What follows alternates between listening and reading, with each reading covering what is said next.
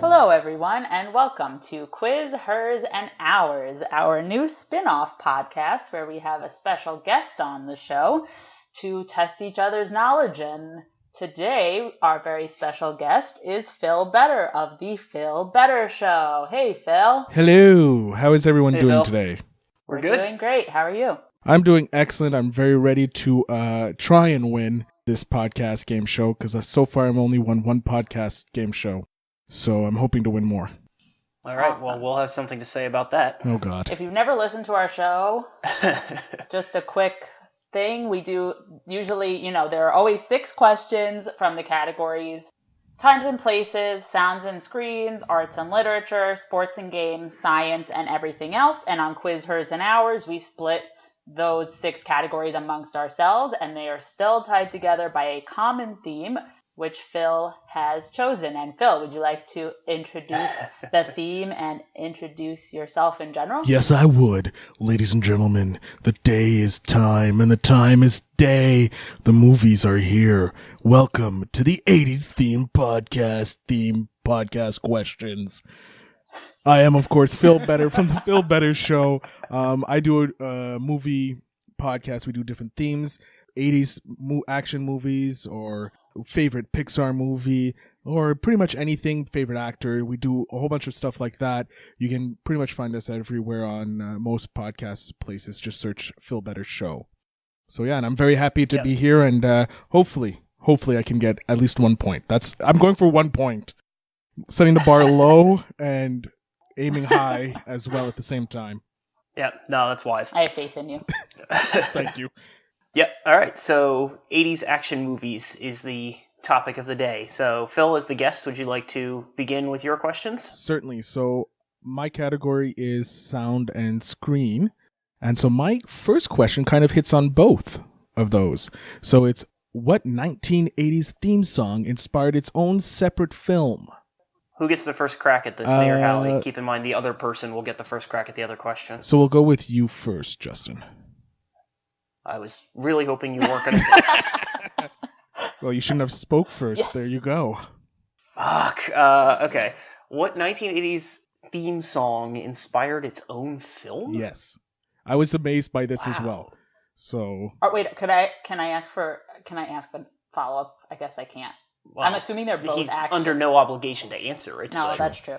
I'm just wondering if they're both action movies. You can say I can't tell you. I'll be fair and say that not really. The one that is inspired by the theme song is an action movie. It falls into the 80s action movie. The other one that it was the theme song for wasn't really considered an action movie. Thanks. If that clarifies anything. I still have no idea, but Good. thanks for the Yeah, clarification. I have no clue on this one. I have to punt. Hallie, I don't know. I'm gonna give it to you. What's that song called? It's the only thing I'm thinking of at the moment. Crazy Frog. Crazy Frog. Isn't that the theme song for that movie with Eddie It's Murphy? the theme song from Beverly Hills Cop. Yeah, Beverly Hills Cop. I'll go with that. Crazy Frog. I don't know. It's the only theme song I can think of. All right, put us out of our misery. What is it? I want to be truly honest here, and I'm a little disappointed because this is an iconic song. Oh, And no. the minute I say it, you're going to kick yourselves. Okay. It's Eye of the Tiger. That inspired its own movie? Yes, and when I read you what I have on it, you will appreciate how 80s it is. I've never heard of that movie. Neither did Either. I. I didn't even consider the Rocky themes. Yeah, shoot. All right. Dang. So I was searching 80s action trivia and stuff like that to come up with my question, and I found this nugget, and I was like, I'm going to do it because I've never heard of it. And after listening to some of your podcasts, I'm like, they must know something about it, but I guess not. No.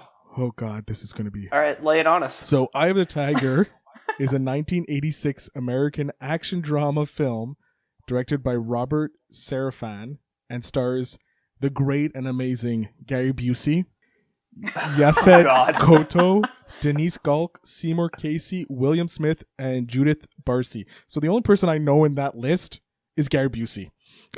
Yep. Same. Agreed.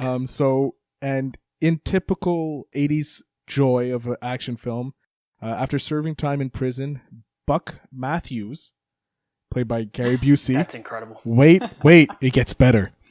A Vietnam War veteran Okay, yep. returns to his hometown to start his life over with his wife Christy, Denise Gulk, and their 5-year-old daughter Jennifer, Judith Barcy. So those two are going to die. Wait, you're jumping the gun. You're ruining my fun here. Sorry, I'm just assuming that this is every 80s action movie Yeah, pretty ever much. made, so. You're not wrong. You're kind of wrong, but you're not. All right, However, continue. upon returning home, he finds that his small town where he grew up is overrun by a large motorcycle gang, which rides through the town, harassing variety of citizens. His first night back in town, he stops an attack on a woman, and the leader of the biker gang, Blade, I shit you not, his Awesome. name is Blade, played by Of course William it is. Smith, takes Buck's actions personally and begins to terrorize Buck and his family. They end up attacking his house, beating Buck up, and killing his wife, leaving his 5-year-old daughter. You were right. Is his? I was half right. Yeah. You were half right, but you knew someone was dying. Oh, yeah. The sheriff, of course, won't help as he's on the payroll of the gang. You find out a bit later in the movie. This leads Bucks to connect with a fellow prisoner who he helped out in prison. This prisoner friend is a Miami-based Colombian drug kingpin. Because of course he is. His name, for Colombian drug lord, he doesn't have a really good Colombian name. His name is Jamie. And I feel a little disappointed that they didn't slide into the over-the-top stereotypical names, like Suarez or Hugo or something like, Latino. No, Jamie. Yeah. I'm a little disappointed with that. Jamie. But They used up all of their name capital on Blade, I think. yeah. So I hope it's Danny Name Trejo. budget ran it's out. not. Should be Danny Trejo. I think Danny Trejo was still an actual drug lord at this Yeah. point before he became Either he was in prison, getting Damn. out of prison, he wasn't in the game yet. Yeah. But his friend sends him a high-tech truck equipped with machine guns and mortars. Yes. Yeah. There's this is oozing 80s just in that, okay? Then with the help of a local deputy who is also a Vietnam veteran, yeah, they start to harass the gang. Just the two of them. That's it. One of the things that Buck does is to use a wire and string it across the road to decapitate at least 2 of the members of the gang. That's amazing. He lures... I have some questions about the physics of that. Look, this is the 80s. There's no such thing as physics. Yeah, really. Right, it hadn't been invented yet. Yeah. He lures another small group to their death by exploding his old truck when they attack it. Again, obviously 80s explosions. Yep. He shoots other gang members whom he sees committing crimes in and around the town. The bikers eventually kidnap his daughter from the hospital because she is still recovering, forcing Buck to go to their camp in the desert outside the town with the help of JB, who is the deputy, who is flying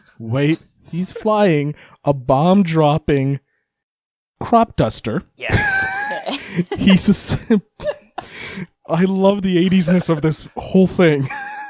Buck successfully defeats the gang and rescues his daughter. The sheriff tries to get Buck arrested, but the deputies, having enough of his corruption, refuse to take orders from him. And in the explosive climax, Buck has the local sheriff killed by offering him up as a target to the gang, and then has a one-on-one fistfight with Blade.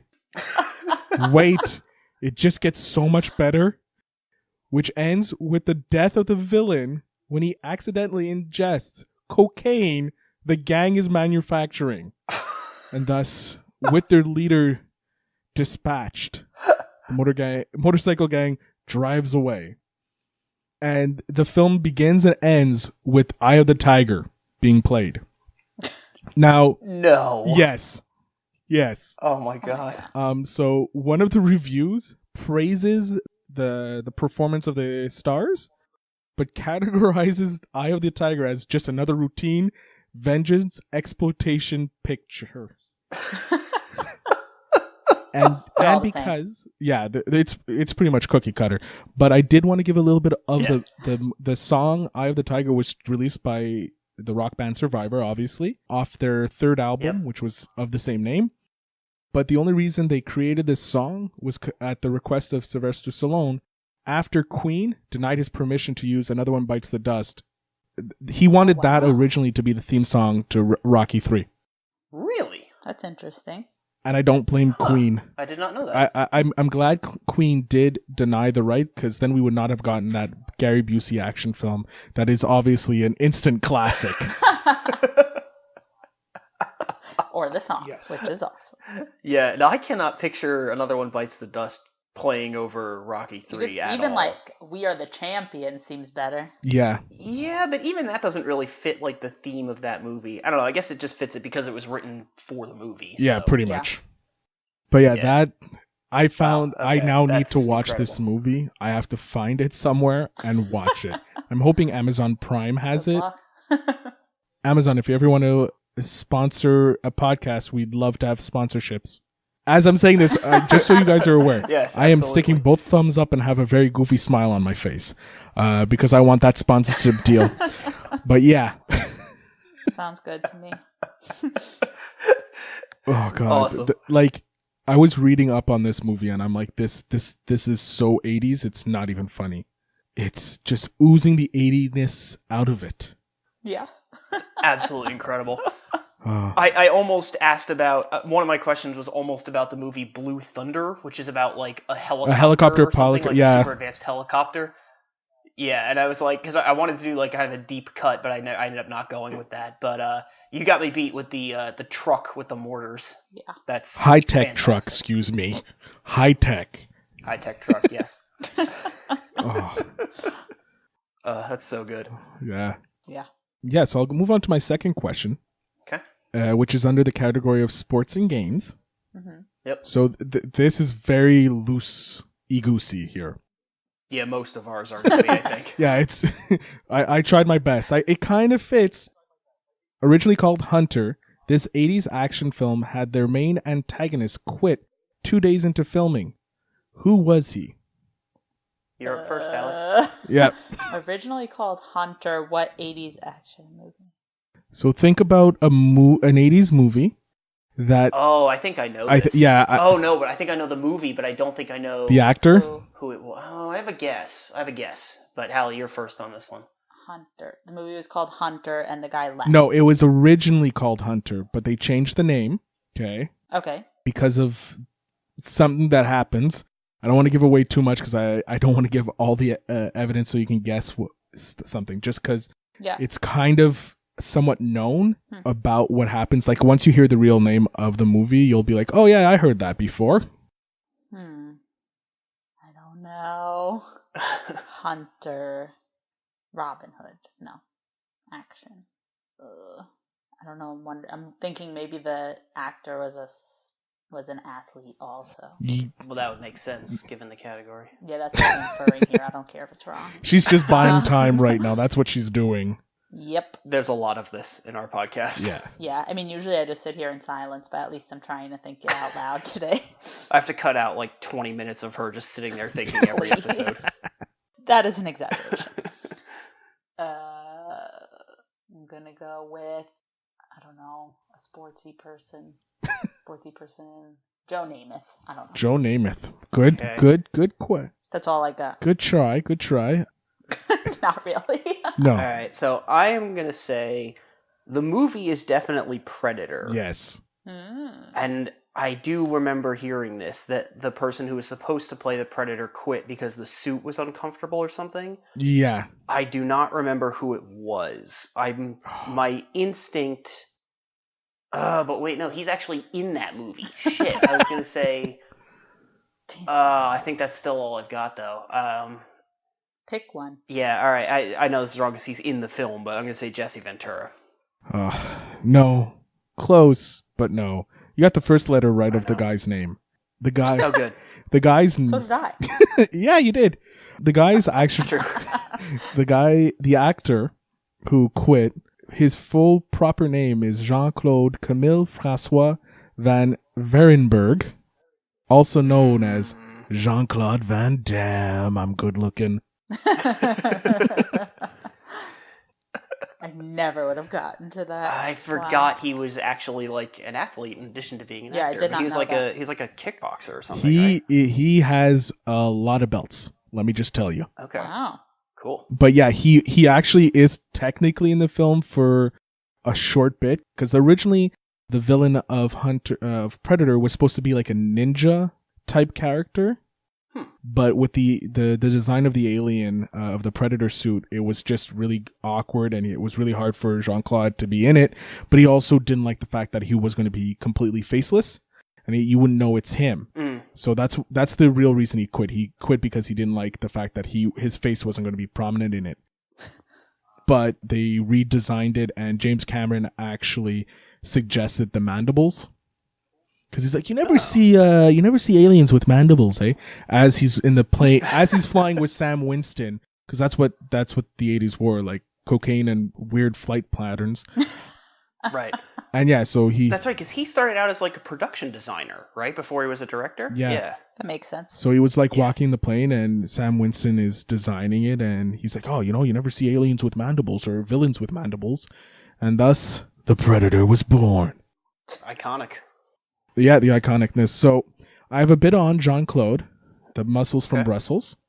So he was born on October 18th in 1960 in Berchem Saint-Agathe, Brussels, Belgium. And even for a Frenchie, that's very hard to say. He started his martial arts at the age of 10. He was enrolled by his father in the Shotokan Karate School. His styles consist of Shotokan karate and kickboxing. He eventually earned a black belt in karate at 18. He started lifting weights to improve his physique, which led to Mr. Belgium bodybuilding title. At the age of 16, he took up ballet, which he studied for 5 years. And according to him, ballet is an art, but as it's also one of the most difficult sports. If you can survive a ballet workout, you can survive any workout in any other sport. I've heard that a lot of football players take ballet to improve their athleticism. Balance, their balance and lunging over people too. Yeah. Right, yeah. Later on in life, he took up Taekwondo and Muay Thai. I'm probably messing up names. Some stats. At the age of 15, he started competitive karate in Belgium. And from 76 to 80, he compiled a record of 44 victories and 4 defeats in tournaments and non-tournament semi-contact matches. He placed second at the Challenge Coupe des Espoirs Karate tournament. At the 3-day tournament, Van Damme defeated 25 opponents before losing in the finals to teammate Angelo Spataro. In 77, he started Full Contact when Claude Gauthier promoted the first ever full contact karate tournament in Belgium. From 77 to 82, he compiled a record of 18 victories, 18 knockouts, and 1 defeat. He was also named Mr. Belgium in a bodybuilding competition. Sorry, just making sure. I didn't realize they had karate, that like karate was a big thing in Belgium. Neither did I. It's probably not a big thing, but you can take karate pretty much anywhere, I would think, right? Yeah. But there's enough that he can have all these accolades, yes. Matches? Is that what it's called? Yeah, matches. Yeah. I'm going to go with matches. Yeah. In 82, him and his childhood friend Michael Kissi, I don't know, it's Qissi, they moved to the United States in hopes to work as actors. During that period, like he was in the US, he developed a friendship with action martial arts movie star Chuck Norris. They started sparring together, and Van Damme started to work as a bouncer at a bar that Norris owned called Woody's Wharf, which I feel horrible that they didn't name it Roundhouse. Yeah, right. He joined Norris's stunt team in the 1984 film Missing in Action, and his first sizable acting role came when he was cast as the Russian villain in Corey Yun's martial arts movie No Retreat, No Surrender, which came out in 1986, starring Kurt McKinney. The premise of this movie is McKinney performs as Jason Sitwell, a U.S. teenager who learns karate from the spirit of Bruce Lee, and Sitwell uses the lessons to defeat his martial arts dojos against Soviet martial artists played by Van Damme. Oh boy, the 80s sure were something. Yeah. Oh God. In October of 2012, he was honored with a life-size statue in his hometown of Brussels. And he apparently said Belgium is paying me back something, but really to pay back to the dream. So when people come by here, it's not Jean-Claude Van Damme, but it's a guy from the street who believed in something. I want the statue to represent that. Nice. So I have no idea what he meant by that, but... Yeah. It sounds good. Yeah. Sounds Whatever very it inspirational. means. Yeah. And I don't know if you guys remember this, but Volvo Trucks released an advertisement on YouTube with him, showing him doing the splits between two of their trucks. No, I don't think I saw that. Yeah, I don't think. Oh, well, it received more than 11 million views in the first 3 days, 35 million in the first week, and it was dubbed as the epic splits. And then there was a follow-up. I think Chuck Norris did something too between two planes. Yeah. Yeah, it's jet fighters, actually. Sorry, jet fighters. Of course, they're jet fighters. Yeah, so, yeah, I highly suggest if you have not seen it, just go Epic Splits. Okay. It's an amazing video. I will have to check that out. Yeah. Chuck Norris gonna Chuck Norris. He has to one-up everybody and do it with jet fighters. Yeah, of course, it's Chuck Norris. Incredible. With an American Eagle just flying behind him, because Right, yes. he's freedom. I was worried that my questions were going to be too easy, and I guess I went too hard. I'll try and do better next time. That's cool. Okay. So we are all tied with 0 correct answers at the moment. Yes, mine are definitely easier. I know. Well, I always try to write with like other ways to get the answer besides just like the theme. Yeah. Ooh. Although I think that Phil makes it actually did easier. I think Phil did a good job of doing that subtly. Like, Yeah. I was able to get halfway there on the Predator one. Yeah. and Yeah, with the. I other guess name if I'd and really stuff. thought about the theme song one, if you had to guess an 80s movie theme song, that's probably the one to guess in hindsight. I don't... It's our fault. Blame us. No. I'm never going to blame the host, because if I blame the host, you'll never have me back. But, like, The Eye of the Tiger is the most iconic 80s theme song. Yeah, Absolutely. So... it totally is. You're right. Yeah, it's fine. Like, I didn't know they made a movie of it. Like, I think it was the fact that it's the movie that threw off, because people are like, Eye of the Tiger, they would make a movie about that. But they did, and it was Gary Busey, who... Incredible. Oh, God. I can't wait to watch this movie. I'm pretty sure I'm going to watch it after this podcast. Awesome. All right. Sounds ridiculous. I'm ready to get some points up on the board. All right. I guess I'll be next. Okay. All right. So, first question I wrote is arts and literature. What 1981 action thriller film starring Sylvester Stallone? Oh, hey, that's funny. Okay. Starring Sylvester Stallone as Detective Sergeant Deke da Silva shares its name with an Edward Hopper painting portraying a diner. And Phil will go first on this one. Okay. 1981, right? Thriller.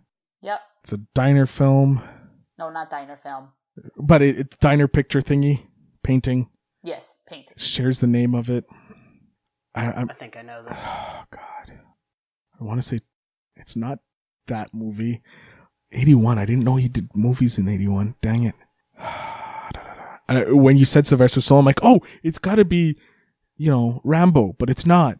Because he's not a detective in that one. And yeah, that would have been way too easy. Yeah. It's not Serpico. Tango and Cash. No. I didn't read about that, though. So I thought about it. I don't know this movie, but an Edward Hopper painting depicting a diner, I'm going to say it's Nighthawks. Yes, it's Nighthawk. Yes. Do you know the movie, Phil? Yeah, I know the movie now. Oh, okay. Stallone just has so many movies.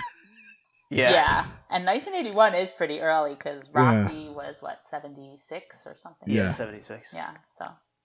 I didn't really know much about the movie. I'm going to talk about the painting because this is arts and literature. No problem. Yeah, so I'll talk a little bit about Edward Hopper, and then I'll just talk more about the painting itself. So Edward Hopper was born in 1882 in Upper Nyack, New York, to Elizabeth Griffith Smith and Garrett Henry Hopper. His parents were very supportive of his art and had the means to buy him supplies and instructional books, so they were pretty well off. He went to the New York School for Art and Design, which is now called Parsons, the New School for Design. You may have heard of it. Yeah. Yep. He modeled his style after Degas and Manet, as well as his teacher, William Merritt Chase, who was also an artist and taught him. He sold his first painting, called Sailing, in 1913 for $250. In 1915, he started doing etchings rather than oil paintings, and by 1923, most of his works were actually etchings. In 1931, he sold 30 paintings to museums such as the Whitney Museum of American Art and the Metropolitan Museum of Art. Unfortunately, Hopper's productivity declined in the late 1940s, and he died in New York City in 1967 at the age of 85. In addition to Nighthawk, some of his most famous works include Automat, Chop Suey, and Office in a Small City. Automat and Chop Suey look very similar to Nighthawks with their dark colors and their settings and being in some sort of eatery. Office in a Small City is much different. It uses lighter colors and has more landscape. It's like a guy in a corner office looking out at a small city. Okay. Oh, yeah. I've seen that. I didn't realize that was Hopper. Yeah, because it doesn't look like his usual style. No, it doesn't. Interesting. Yeah.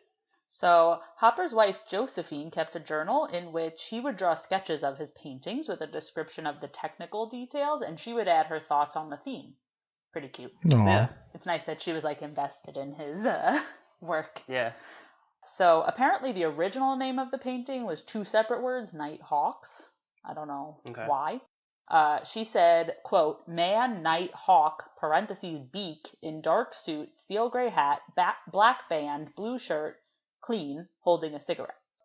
Many art historians believe that the beak in parentheses refers to his beak-shaped nose, and that's why he called it Nighthawks. Really? Yeah, I don't know. Huh. It's just a theory. Interesting. Because, nothing really in the painting has to do with this. So No. yeah, so apparently Hopper posed in the mirror for the two men in the painting, and Josephine posed for the woman. Cool. Yeah. So saves money on paying for models, I guess. Yeah. You just do it yourself and have your wife do it. Yeah.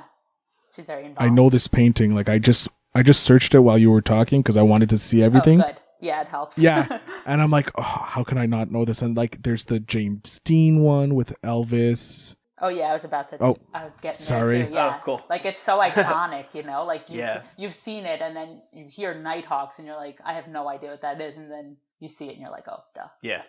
But I feel like most people don't know that it's called that. Yeah. Yeah, maybe not. I feel like this is a painting. It's one of those ones along with American Gothic that just gets parodied and reproduced all the time, and so everyone's seen it but may not know what it is. Mm-hmm. Yeah. Yeah. So Hopper finished the painting on January 21st, 1942, after spending just a month and a half on it. Wow. He then it's pretty quick. It was efficient. He then put it up on display at a gallery called Wren's, where most of his paintings were put up for sale. And after 1 month, it was purchased by the Art Institute of Chicago in May for just $3,000, and it's still there today. Yep. And we saw it. We did. That was very cool. Oh, I'm so jealous of you. Yeah, it was awesome. That museum is amazing. It's one of the best art museums I've ever been to. My It's favorite incredible. painting is there. Yeah. The Le Grand Jacques one that's in Ferris Bueller. That's my favorite. Le Grand Jacques. Yeah. If we're going to say it properly, we might as well have the Frenchman say it. Thanks. we should point out that you're from French Canadian. Yeah, so. I'm from Montreal, Canada, the capital of the Frenchness. And even though I speak perfect English, I am actually French. There you go. Thank you. You're very welcome. So, like we were just saying, Nighthawks has had a lot of influences on art and pop culture. The painting Boulevard of Broken Dreams by Gottfried Green Day. Gottfried Helnwein. Yes, thank you. Maybe they named it after that. Maybe. I don't know. Wouldn't surprise But me. anyway, that's the one that has Humphrey Bogart, Marilyn Monroe, and James Dean, and the attendant is Elvis. Oh, yeah. It's called Boulevard of Broken Dreams. Ah. I didn't know that. That would be a good question. Oh, well, too late. Yeah, you already burned it. There was also a 1980 parody by Red Grooms called Nighthawks Revisited, in which he added pedestrians, cats, and trash to the street outside the diner. Okay. I guess to make it more realistic. Yeah.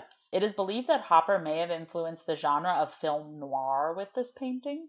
You could probably say noir better. I don't like saying that word. Noir. I can't roll my R's as well as some other people, but yeah, noir. Yeah.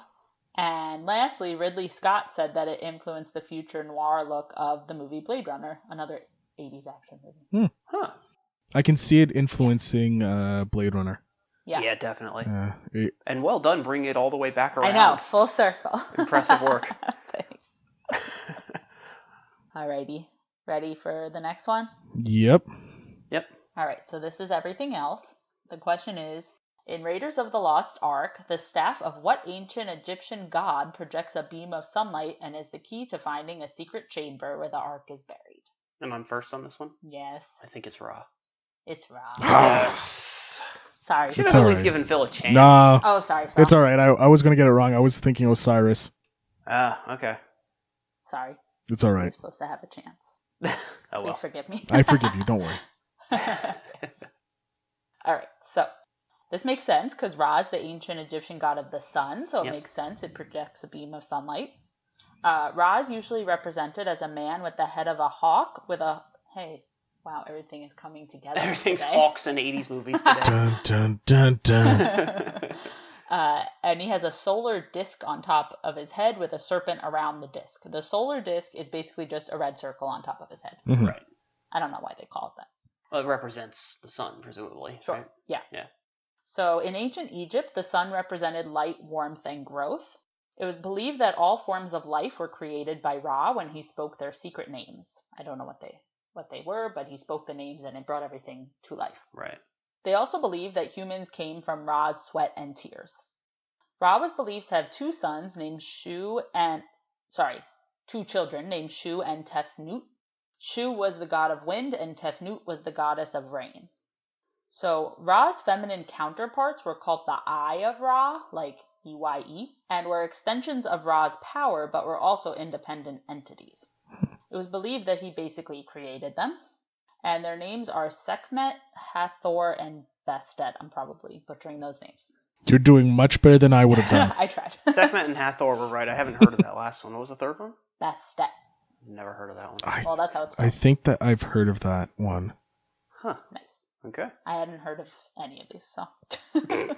Sekhmet is a warrior goddess and goddess of healing who slaughtered people who betrayed Ra.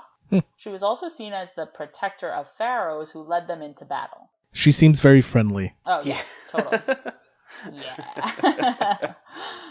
They seem to all be like pretty differentiated. Mm-hmm. Like good and bad is very differentiated. Mm-hmm. Hathor basically had a vengeful side and a beneficent side, so she's kind of going back and forth. The vengeful side protected Ra from his enemies, while the beneficent side represented music, love, and sexuality. She also helped people transition to the afterlife after death. And lastly, Bastet was originally a lioness goddess like Sekhmet, but then the two of them were merged and became the opposite sides of the same goddess, with Bastet being the feminine side.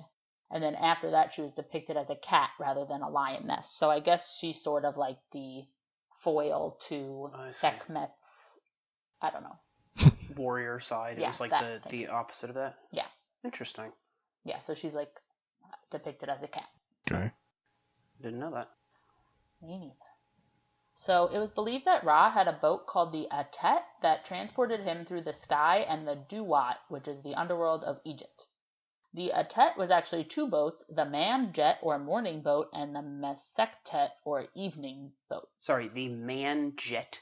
M-A-N-D Jet. Oh, I was going to say Man-Jet also sounds like the name of an 80s action movie. Yes, it does. Not going to lie, that's the name of my cover band for the 80s. That would be an interesting movie, I guess. Sounds like a Chuck Norris joint. Yeah, he's in it, so is Van Damme. It's a great movie, and it's a great band. Van Damme's on the drums. There we go.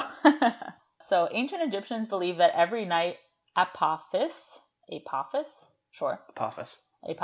giant serpent who is the god of chaos, would try to stop the boat's journey. In the underworld, Ra merged with Osiris, so you sort of get points. You sort of are on the right track there. Yeah, bonus points. Osiris was the god of the underworld, afterlife, and rebirth. The rebirth of Ra represented the rising of the sun. So like every night he would go to the afterlife and then he would be reborn, and that represents the sun. Oh. Right. Okay. Yeah. In Egypt's 4th dynasty, pharaohs were seen as the manifestation of Ra and were called sons of Ra. He even became more popular in the 5th dynasty when pyramids, sun temples, and obelisks were built in his honor. Later in ancient Egypt, Ra was merged with various other gods. He merged with Horus into Ra-Harakti. I don't know if I'm saying that right. They believed that Ra-Harakti ruled all parts of the created world, including the earth, sky, and the underworld. He was also commonly depicted as the head of a falcon. Amun-Ra, which I feel like they say that a lot in these, like, I don't know if it's just 80s movies, but they're like, I will summon Amun-Ra. Doesn't that sound like something? I don't know. Yeah. But yeah, he was also a popular one. Amun was also a big popular god at the time, I guess you could say. And he was a solar creator god, so Amun was also like involved with the sun. Ancient Egyptians mainly prayed to Ra in Heliopolis, which is now somewhere in the suburbs of Cairo. And there was a holiday called the Receiving of Ra, which was celebrated on May 26th. The end. All right. Very interesting. Yeah. Okay. So, over to me then. Uh-oh. So I have to get these both right to tie you.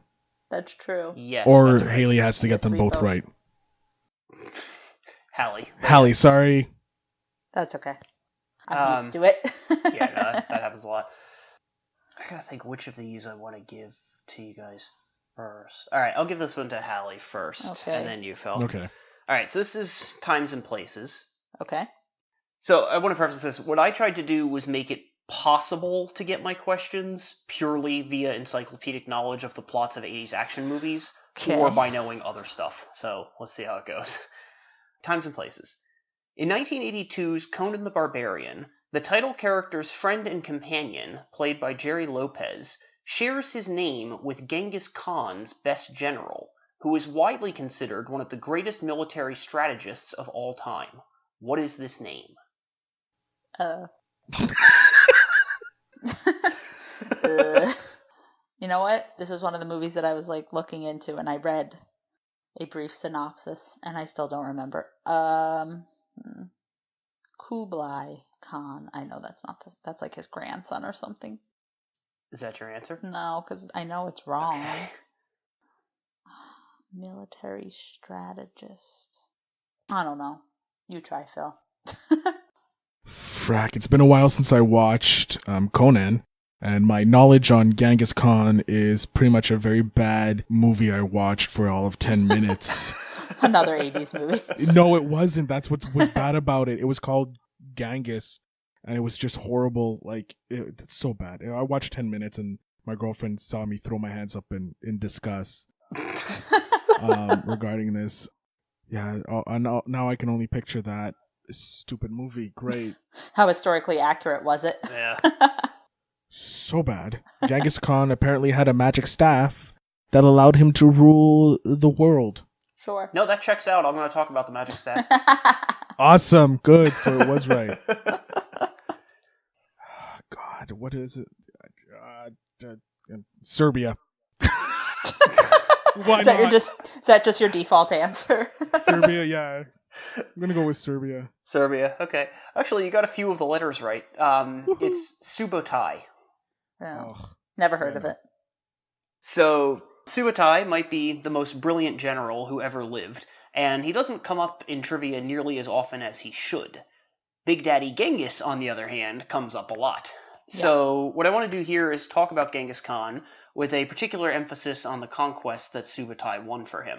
Okay. What I really don't want to do is talk about Conan the Barbarian, who was, for the record, nowhere near as barbaric as the con man could be. Don't you have a Genghis Khan t-shirt?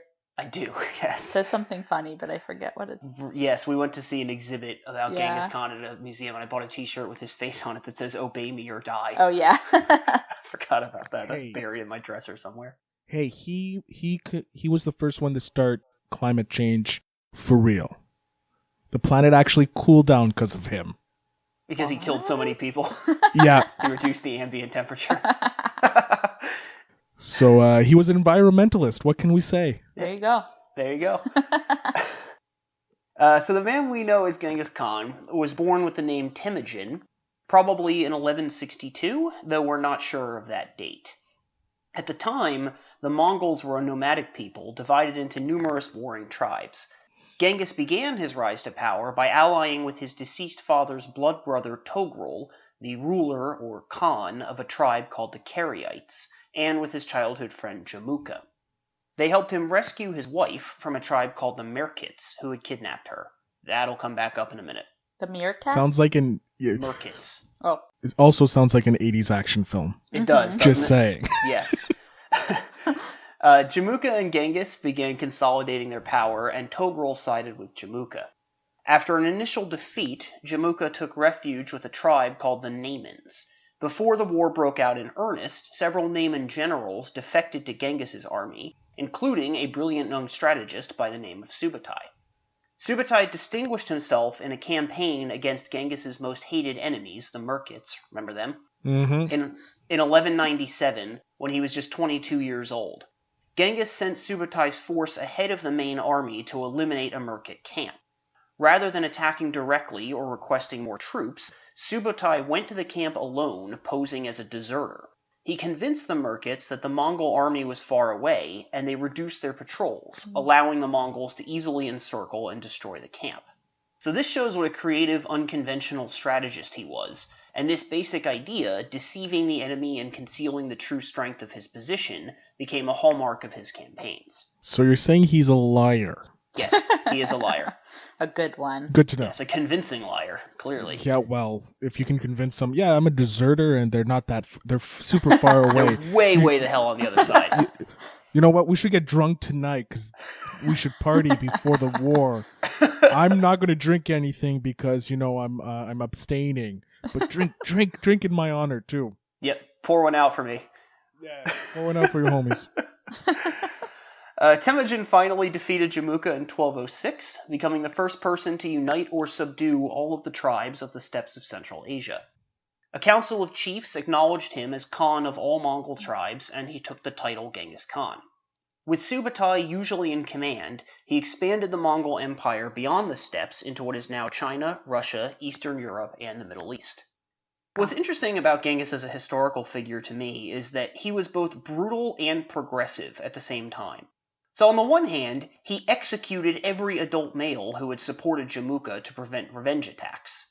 On the other hand, he allowed conquered peoples to practice their own religions, and he mostly left the people he conquered alone as long as they paid their taxes, after the initial mass murders anyway. Of course. And don't forget about the climate change. And the climate change thing, yes. Yep. Yep. And he also awarded promotions and power based on merit and loyalty rather than family ties, unlike most previous Mongol commanders. And that's actually how Subutai advanced to where he did. He was born a commoner, supposedly the son of a blacksmith, but Genghis recognized his brilliance and rewarded him for it. In return, Subutai coordinated forces of tens of thousands of men, separated by hundreds of miles, using feint attacks and sudden ambushes to conquer 32 different polities for Genghis and his son and successor, Ogadai Khan. He once defeated the armies of Hungary and Poland in 2 separate battles, 2 days apart. Wow. That shows you, the kind of military mind he was, that even as his men were fighting one battle, he was already, engineering the strategy for this next one, 1,000 miles away, preparing how he was going to win that one. Yeah. Not gonna lie, little impressive. Little impressed. Yeah, definitely. Tactics as complex as Subutai's, involving multiple large forces operating in intricate synchronized movements, would not be rediscovered until World War II. Jesus fuck. Yes. I know. That's how far ahead of the game he was. Wow. It's 600, 700 years later, closer to 700 actually, 700 years later was when we first started seeing that style of warfare again. That's crazy. It's amazing. Damn. Yeah. Genghis Khan died in 1227 of unknown causes and was succeeded by Ogadai. His successors, most notably Genghis's grandson Kublai Khan... Oh, well, at least I knew who Kublai Khan was. Yep. There you But go. it was wrong. Yeah. Would eventually rule over the largest contiguous empire in history. Subutai died in 1248, meaning he never got to see the Mongol Empire at its height, but he played an enormous role in building it nonetheless. So, if I have to pick someone I need on my team for tag. I'm picking him. Yes. Because I feel like he would have already won the game before it started, and the next 3 games as well. Exactly. That's exactly it. That's crazy. Fuck me, man. Yeah. Isn't that wild? Insane. Yeah.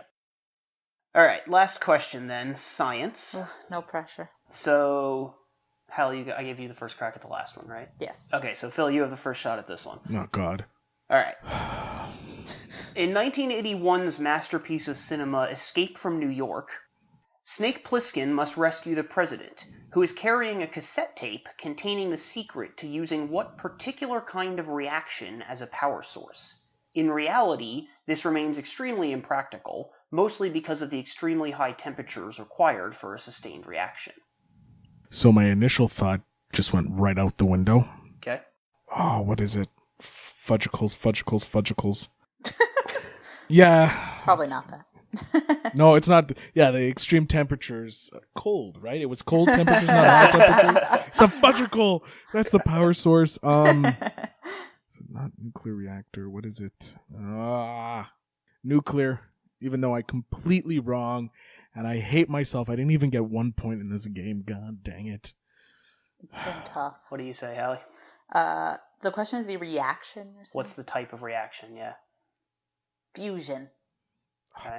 So, Phil, in all fairness, I was going to go back and prompt you because you said nuclear. So, if you want to steal that answer and go for it as well, go ahead before I say if it's right or wrong. But you said nuclear, which is like not the full answer, but I'm going to say prompt on that one. It's fine. I'll go with just nuclear. It's fine. I can't think of anything else. All right. Nuclear fusion, that's the answer. That is the answer, yes. Yay, teamwork. Teamwork. We both got half the point. We got half a point. Half a point. You guys do that, right? That's how this game works. There's a long-running bit that we do not do half points on this, actually. I want to. Justin does not want to. It's a point of contention, so. It's destroying our relationship, Phil. I can see it. I can hear it. It's horrible. But it's fine. Phil Better's here. I'll be your counselor. Dr. Phil is in the house. Oh, well played. But yeah. Too perfect. All right. Slip it so right let's in talk there. nuclear fusion. Sorry, go ahead. What? No, I said I just slip it in the Dr. Phil reference because my name is Phil. Well played. He's a doctor. Yeah. Nuclear fusion is pretty much the holy grail of energy research. It occurs naturally in stars, including our sun, which are powered by fusion reactions that convert hydrogen into helium and heavier elements. In theory, using fusion as a source of terrestrial power has a lot of advantages over using fission, let alone fossil fuels. For instance, fusion produces less radiation than fission, it should also produce relatively little radioactive waste, and it is fueled by heavy ions of hydrogen, deuterium and tritium.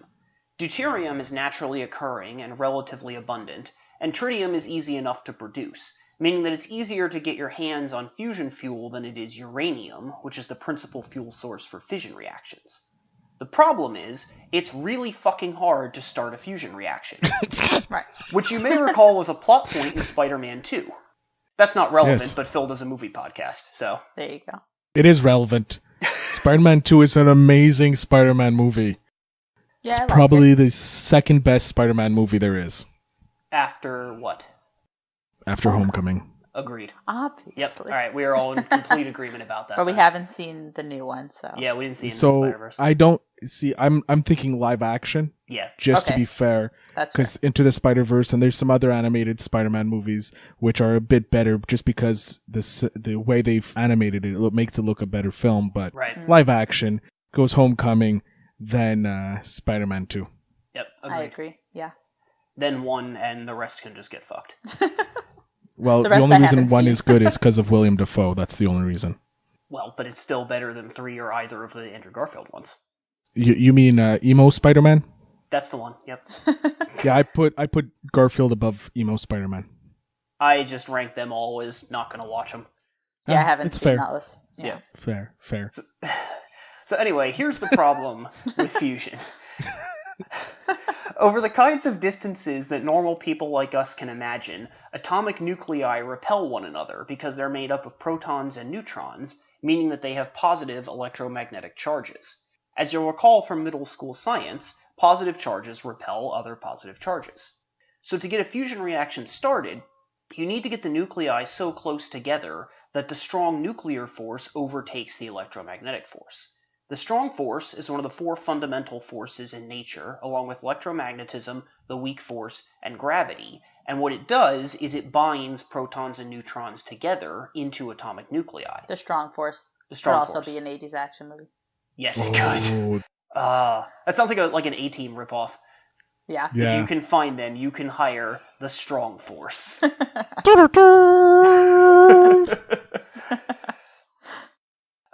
So the strong force binds protons and neutrons together, but it only operates at extremely short distances. And by short, I mean the diameter of an atomic nucleus. So to get atoms fusing, you need to give them so much energy that their momentum keeps them approaching each other despite the electromagnetic repulsion until they get close enough for the strong force to kick in. One way to do this is using particle accelerators, and the other way is to put them under ludicrously high temperature and pressure, which is how stars do it, and how we probably would need to do it if we want to turn fusion into a viable long-term power source. Sorry, Phil, do you have something to add to that? No, just the ludicrous. I'm thinking ludicrous speed. I'm thinking of Spaceballs. There we go. My apologies. No, I am a child at heart. There are a few methods for getting the temperature high enough, some of which involve lasers and some of which involve magnets. No, I don't really understand how. But I do know that the most promising method right now is called a tokamak, Tokamak, which is a donut-shaped container that uses a powerful magnetic field to do something that contains and heats the reaction. Look, I'm not a nuclear physicist. I'm doing my best here. Come on. If you can manage to get a fusion reaction started using light elements, it's an exothermic reaction, meaning that it gives off heat that can be harvested as energy. Once the reaction is started, it should be self-sustaining and just continue until all of the fuel is exhausted. So far, every fusion reaction has required more energy than we've been able to get out of it, but theoretically, if you could keep it going long enough to make up the initial energy investment, you'd have a basically limitless source of mostly clean energy. Like the sun. Right, exactly. But so far, the only person who has been able to do that is some nameless off-screen scientist in Escape from New York, and Snake Plissken destroyed his life's work. Spoiler alert. Damn. Snake, why did you do it, man? Alright, so that'll do it for Nice. for this episode. Phil, do you want to tell the listeners a bit about your show? Certainly, I'll be more than happy to let the wonderful listeners of this podcast that shame me into losing all my shirt and pants and somehow going back to stripping. Call back to before the show started. But yes, I host the podcast called The Phil Better Show. It's me, my amazing co-host Al, and sometimes a guest. We talk about movie topics. So it's not general movie topics. Like I said, best 80s action film is coming up. Nice. You have best Pixar movies. We rank our top 5. Has some guests on there. Just general, like, favorite Ryan Gosling film I did recently. The beautiful Canadian Ryan Gosling. But yeah, we just do random topics. In December, we did our Christmas specials. And in October, we do Halloween movies. And we try and do theme months and different things like that. But it's generally just a bunch of guys talking about movies because we love movies. Yeah, it's good stuff. I was listening to the Die Hard one the other day. Very good stuff. Yeah, Christmas. I won't spoil it, but that story about how one of your guest hosts was wound up in the hospital yes, that worth the price of admission by itself. That one, I wanted to make that its own clip, but I'm like, then that just, I don't want to take the right away from him telling the story or using it for him. But yeah, it was, there's a good at least 20 minutes of laughing. Yeah, incredible. Oh, so good. All right. Well, yeah, thanks for being here, man. It was my pleasure. So this was the second edition of Quiz, Hers, and Ours. We will be back for Season 3 of our usual podcast starting in mid-January. If you want to get in touch with the show, you can contact us via email at quizandhers@gmail.com. We are at Quiz and Hers on Facebook, Twitter, and Instagram. And if you like what we're doing, tell a friend or leave us a review, subscribe on whatever your podcast app of choice is. And we'll be back in a couple weeks. Oh, Phil, do you want to tell the listeners where they can find you? Oh, yes. Sorry. I was just thinking about that. You can find pretty much on all social media, Phil Better Show. You can email the show as well at philbettershow@gmail.com. It's pretty simple. Phil Better Show. It's how I make you feel. I make you feel better. That is such a lame joke that I don't use enough. I should. It fits perfectly. Use it enough. I like it. But yeah, you like any podcasting app will have us on it. If we're not there, please let us know so I can get on there and I can get more listeners because I like listeners. Listeners are nice. Yep. Please listen to me. I need more listeners, please.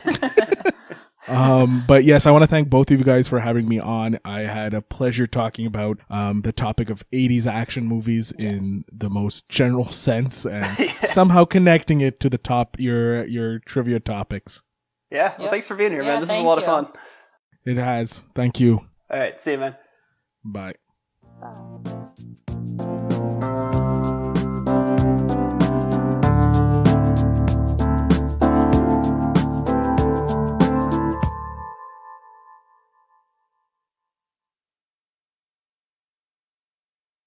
So nuclear fusion is pretty much the holy grail of energy.